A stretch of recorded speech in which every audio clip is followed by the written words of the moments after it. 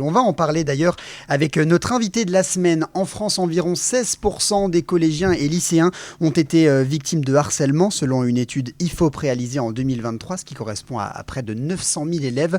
La présidente de la FCPE des Alpes-Maritimes, la principale association de parents d'élèves, est avec nous pour en parler ce matin. Khadija El Awahabi, bonjour. Bonjour. Bon, on l'a vu avec le point de Thomas sur les applications contre le harcèlement. Il y a plusieurs dispositifs qui sont mis en place pour lutter contre ça. Qu'est-ce que vous en pensez ? Alors, ces applications, ce que disait Thomas tout à fait, ce qu'il faut, c'est qu'il y ait des moyens sur le terrain. C'est-à-dire cette relation de confiance, on ne peut l'avoir qu'avec des adultes. On se rend compte depuis des années que quand il y a cette relation de confiance qui est mise en place dans les établissements scolaires, la parole de l'enfant se libère et on peut désamorcer des situations. Ce qui manque actuellement dans l'éducation nationale, c'est le manque de moyens humains, surtout des psychologues, des infirmiers scolaires. Pour continuer dans cette démarche humaine, on va dire, quand il y a eu des créations suite au programme phare, des référents harcèlement, on se rend compte que les référents harcèlement, ce sont des personnes d'autorité. Alors il faudrait plutôt donner ce rôle, comme je vous disais, aux infirmiers, aux psychologues, pourquoi pas aussi aux AED, et pas forcément qu'aux CPE dans le premier degré, aux directeurs d'école dans le premier degré. Parce que le risque, c'est quoi ? C'est qu'on n'ait pas envie d'aller parler à ces gens-là, c'est ça ? Justement, c'est difficile. Depuis 2021, il y a eu cette création du programme phare. Depuis 2022, il y a la loi contre le harcèlement. Donc c'est vrai qu'aujourd'hui, on parle de cette journée, mais à la base, il devrait y avoir de la prévention tous les jours.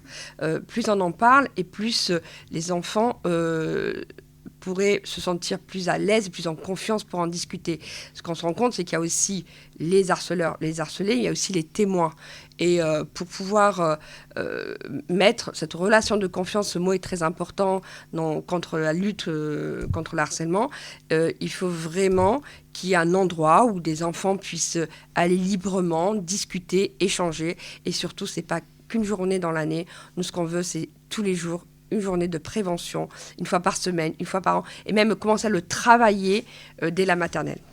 Est-ce que finalement ces applications ne révèlent pas le manque de solutions proposées par l'éducation nationale ? Vous commencez à l'évoquer, est-ce qu'ils en font assez les académies, les différentes autorités publiques ?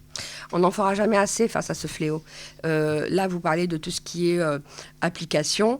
Déjà, il faut avoir des téléphones, il faut avoir tout ce qui est... Enfin, vous parlez d'applications qui sont payantes.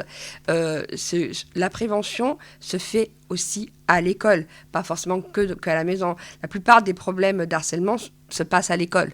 Ça, on le sait. Et ben c'est là qu'il faut mettre les moyens. Et c'est là qu'il faut aussi peut-être travailler les applications, travailler avec les enfants et le corps enseignant sur ces applications. En mars dernier, l'Académie de Nice a mis en place ce qu'il présente comme une première nationale, un pôle de lutte contre le harcèlement scolaire, notamment pour former les enseignants et sensibiliser les parents. Ça a du sens selon vous ? Alors, on travaille avec ce pôle de lutte contre le harcèlement, la FCPE 06. D'ailleurs, ce pôle a été d'une très grande utilité quand on s'est retrouvé face à des situations d'harcèlement, justement, parce qu'on avait un contact, on avait un numéro, on avait un lien et on pouvait contacter pour désamorcer, accompagner des familles ou surtout des enfants face à des situations d'harcèlement. Hugo a donné au début des chiffres nationaux. On sait que la journée aussi permet de récolter des informations auprès des établissements scolaires. Quelle est la situation dans les Alpes-Maritimes ? Comme ça, c'est pareil qu'à l'échelle nationale. Quand j'ai lu hier, c'est 1 enfant sur 10, c'est quand même assez énorme qui subit de harcèlement. Malheureusement, c'est aussi dans le cas dans les Alpes-Maritimes. Grâce à ce pôle qui a été mis en place, c'est une des premières en France, on a pu vraiment travailler ailleurs. D'ailleurs, justement, on n'a pas travaillé sur un outil numérique, on voulait travailler sur un outil, un livret qui permettait dès la maternelle jusqu'au lycée pour accompagner les enfants et les familles pour pouvoir libérer la parole. Vous, en tant que parent aussi, comment vous envisagez cette question du harcèlement ? Est-ce que ça vous fait peur ? Alors, le harcèlement, oui, il fait peur. Enfin, quand on voit vous parliez de certains enfants qui sont malheureusement morts. Enfin, l'année dernière, c'était Nicolas. Tous ces enfants qui sont décédés, bien sûr, ça fait peur. En plus, dans le second degré, dans les collèges, dans les établissements, les enfants sont assez fragiles, les adolescents. Et alors, des fois, ils ne sont pas forcément écoutés.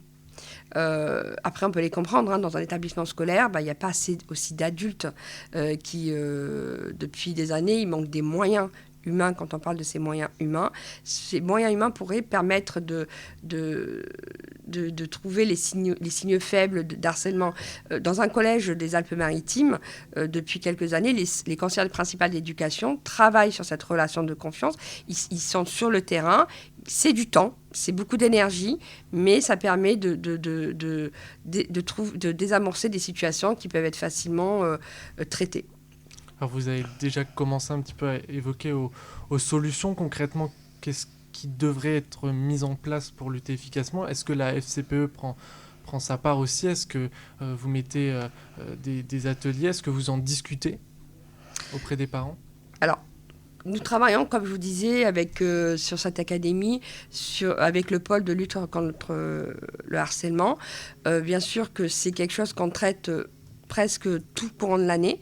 L'année dernière, nous avons traité une situation d'un enfant qui s'est quand même retrouvé avec 8 jours d'ITT parce qu'il a été harcelé. Ça a été très difficile parce qu'on n'avait pas vraiment eu une écoute du chef d'établissement. C'est ce qu'on accompagne, ça fait partie des problématiques dont on accompagne tous les jours les parents.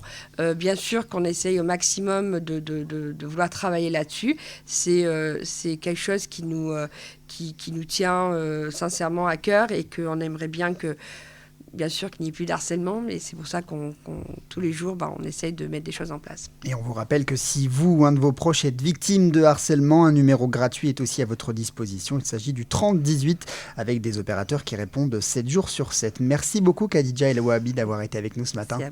L'interview est à retrouver en podcast sur exactinfo.fr.